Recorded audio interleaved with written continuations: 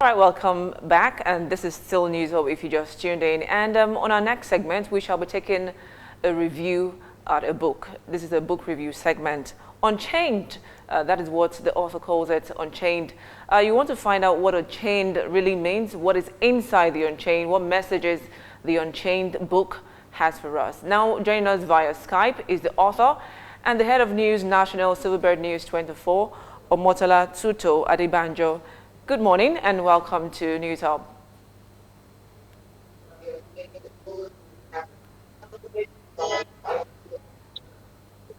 Good morning. All right, welcome to the program. Thank you. Thanks for having me. All right. So we want to know, what is Unchained all about? It's an anthology of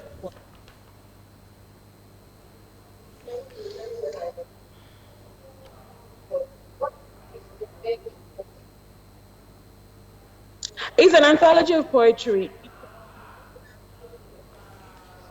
It's Unchained means being set free, and I was in a very dark place when I started writing the poetry, the poems, and the book, and they're just a reflection for me on life, on my life personally, and different issues in Nigeria, issues that affect women, on corruption, and so many issues like that.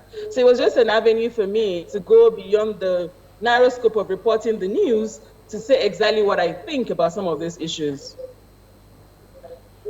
You know, reading through a review on the book, you say that the book touches different concerns: journalism, the girl child, femininity, and womanhood. So tell us exactly why you chose this focus of conversation in this book.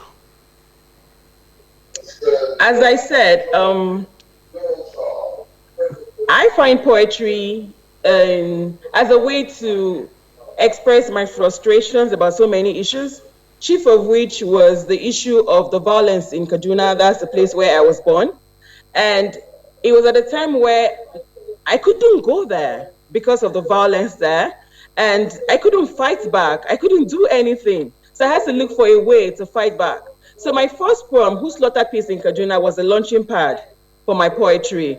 And it was a way of me to respond to the violence there, what I feel, what the place was like before, what it is now, and what I want.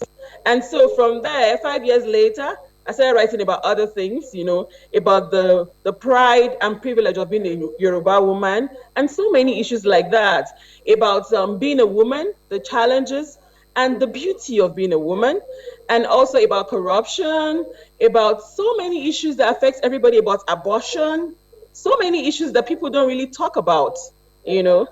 I found myself writing and talking about these issues, and I found that over the years, I have bottled up so many things inside me about growing up, about being a journalist, the frustrations of being a journalist in Nigeria, and all of that. So poetry afforded me the outlet to share all of this and say exactly what I think. Okay. I understand it's a collection of poetry, and you have 98 poems in the book.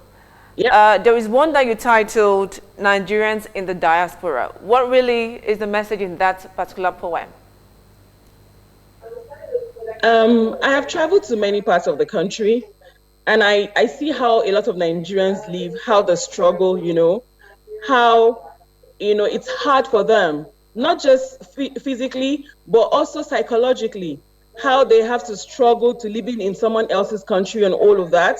And erroneously back home, people think, oh, they're enjoying their living large and all of that. So that was a way for me to get into the minds of several Nigerians. What I did in that poem was to use examples of Nigeria in about 8 or 7 countries, in the US, in the UK. I started with my uncle in the UK, in so many countries, to say, look, it's not always rosy, you know. The grass always looks greener on the other side until you cross over and find that the water bill is higher there too. So it's not always easy to live in other people's country, no matter the economic benefits, because we look at them and we think they're privileged. A lot of them feel they can be like us, live back home and just have the same amount of money that they have. So that was just a way for me to empathize with these people and to say that for them, it is a diaspora.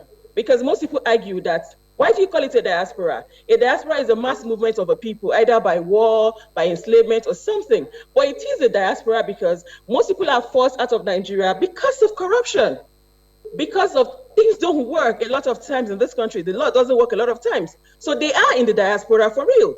A lot of people are forced out. If you ask the average Nigeria abroad anywhere, would you prefer to live in Nigeria if you had the same kind of life? They'll tell you yes.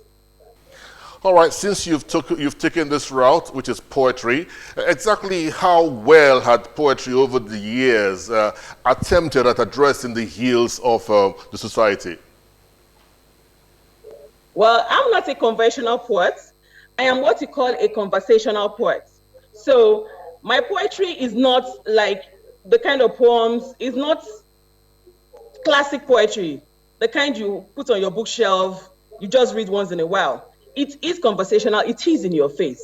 I use everyday language. I don't want you to be confused about what I'm saying. I don't want to be confused about what I'm doing. And a lot of people have been doing that kind of poetry. We've had people in the past, greats like Wole Soyinkani, Yoshundare, Maya Angelou, written poetry to talk about ills in society, to talk about the beauty of life. And those are the people I look up to. And I hope that my little contribution will encourage somebody to read something I've written and be encouraged or feel better about themselves. There's one I have called Big and Beautiful. It talks about the the stigma of being a fat person. Let me just put it plain, and that, look, skinny is not always beautiful. Beauty is what you see, what you think. And if you don't think you're beautiful big, even when you're skinny, you won't think you're beautiful. It's just a fact. So stories, poems like that, I just hope that I'm able to encourage somebody. I'm able to say something to somebody to make them feel better about being Nigerian. And I even have a piece about the pride of being a Nigerian, despite all the whatever we're going through. I am very proud to be a Nigerian. I am very, very proud. So I talked about that and a host of other things. All right. In the poem, Split Cultural Disorder, I think I see your conversational style in that particular poem. I think there's a line that reads, I arrived Kaduna on my head, not on my feet. I am a freeborn. I think you played with a figure of speech, maybe sarcasm. What is the message in that poem?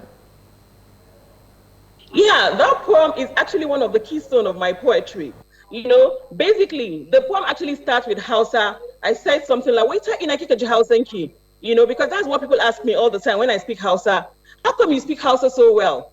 And I'm like, I'm Hausa, and they say, no, you're not. You wear short skirts, your head is not covered, you're a Christian, you can't be Hausa, because I was born in Kaduna, and Kaduna is where I feel I belong to, but the Constitution insists I'm from Ogun State, where my dad is from. I really don't have a chemistry with the state, but the Constitution insists that's where I'm from. So that poem, Split Cultural Disorder, is saying that, look, I came here on my head. I was born here. I didn't walk into this place on a bus or through a plane or anything. And so I always have this conversation with average Hausa people in Kaduna. When they ask me, wait, like, how come you speak Hausa so well? I'm like, I learned Hausa just the way you learned. You were born here, you started speaking the language. And they go, no, I'm Hausa, so you are not. So that was the essence of that poem, to say, why can't I be Hausa and Yoruba? Why do I have to choose?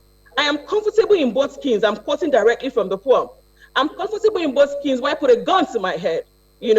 Having me choose between a state, a southern state I don't have no chemistry with, and another state I'm unacquainted with, is unfair. Omotola, do us the honors. Do us the honors. Let's have a few lines of probably your favorite, your favorite poem in this book. Just do us the honors. Maybe 3 or 4 lines, and let's see how you could kill this morning. My ultimate favorite is "Just Call Me a Yoruba Woman," and it says, "Did you just call me a feminist? Really? I, a feminist? Please don't insult me.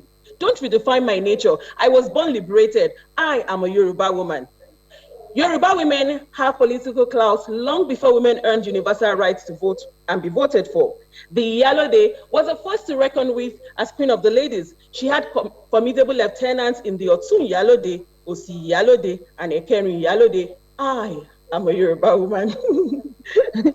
Long before the colonialists gang raped our culture, shoveling their patriarchal values down our throats. Before divorce became an option for Western women, Yoruba women were already dumping toxic men without stigma and embracing progressive men with pleasure. I am a Yoruba woman. Whether she sells momo in a Igbo market or she's a professor at Cambridge University, a Yoruba woman requires no education to be classy. Poise, gumption, sophistication are ingrained in our DNA. Olufumilayo Okusi became first Nigerian woman to drive a car because she was wired to defy the odds. I am a Yoruba woman. What is your definition of feminism, Seth? Drawing a line in the sand against men, it's just fine. It's okay. You've done so much justice to. I mean, you've exceeded my expectations. You begin to sound like she's the writer. She's the writer. Yeah, she knows like a spoken word right now. I mean, I don't know. Yes, let's look at the whole idea about them spoken words. If you're still there, of who I am as a she's still woman. Talking. Yes, let's look at the whole idea. There's a new concept of poetry that we see out there, spoken word. Are you looking at that line, in line with this, your new book? I don't do spoken word. I read my poetry, but I don't do spoken word. Because spoken word involves a lot of rhyming. I do not rhyme at all. For me, I'm an opportunistic poet. I just do poetry to tell stories. I don't want to distract anyone with rhymes and all of that. I'm not saying rhyming is bad. It's fantastic. It's beautiful for poetry. So I use poetry like I would use a man, not just because he's good looking, but because he has a good head on his shoulders. He's responsible, he's kind. For me, that's how I treat poetry. It's for the values, what I can get out of it, what I can use it for. I do not do spoken words, but I read my poetry publicly. Now, finally, I think the last poem in your book is titled The Parting Shot. And it's the parting shot for us here, though. You said, do your part, say your piece, and have nothing more to say. What were you referring to? Just give us a sneak peek of what that really referred to. I'm bringing the concept of whoever you are as a person, you need to empty yourself of all your potentials. Don't live a life you would regret. Just give everything out. Just do everything within your power to harness all that God has put inside of you. It's because sometimes we look at ourselves and you think, small me, how can I help? Yeah, but the thing is, small you and small somebody else is like trickles of water that makes an ocean. So that parting shot is saying, look, don't live here with potentials you have refused to harness. Just do the best that you can. Give it your best shot and just empty yourself. Thank you so much for talking to us on the show. She's the head of News National, Silverbird News 24. Thank you for talking to us. And we're expecting our complimentary copies of the book, no doubt, and the Unchained. We hope we'll get a copy as soon as possible. I want to. Thanks for having me. Yes. And the copy of the book? No comment. All right. Thank you so very much. Beautiful, beautiful, beautiful. I'm beginning to. I used to. Well, for a few of you that knew, I was into theater for a better part of my life, and this is something. I mean, she was just tingling some part of me with those lines, and I was beginning to want to go back to that profession. Maybe. Well, I used to. I still write poems, so I'm very impressed. I'm happy. I think she has given me the urge, the determination to go back to my writing of poems again. Well. Yeah. Well, thank you so much to all callers. Thank you to our viewers. Today is Friday. It means the weekend is already beginning from the moment we leave the stage. But we'll still be here working, of course, giving you information. But for News Hub, we'll be here again on Monday. Meanwhile, stay safe. safe. Remember to wash your hands as often as possible with soap and water, and use an alcohol-based sanitizer to clean your hands or wash your hands as soon as you touch surfaces as often as possible. Stay safe. I am Zika Onuma. Have a great weekend. You wash for at least 20 seconds, at least 20 seconds. And also, social distancing is also very important. Great. It's a weekend. I don't know. I know what happens on weekends. There are meant to be clubs and parties in the weekend, but please, at this point in time, let's play safe. If you don't go for clubbing tonight or the next night, you won't die. Stay safe for future clubbing. I'm David Obabadike. See you guys on Monday. Bye for now.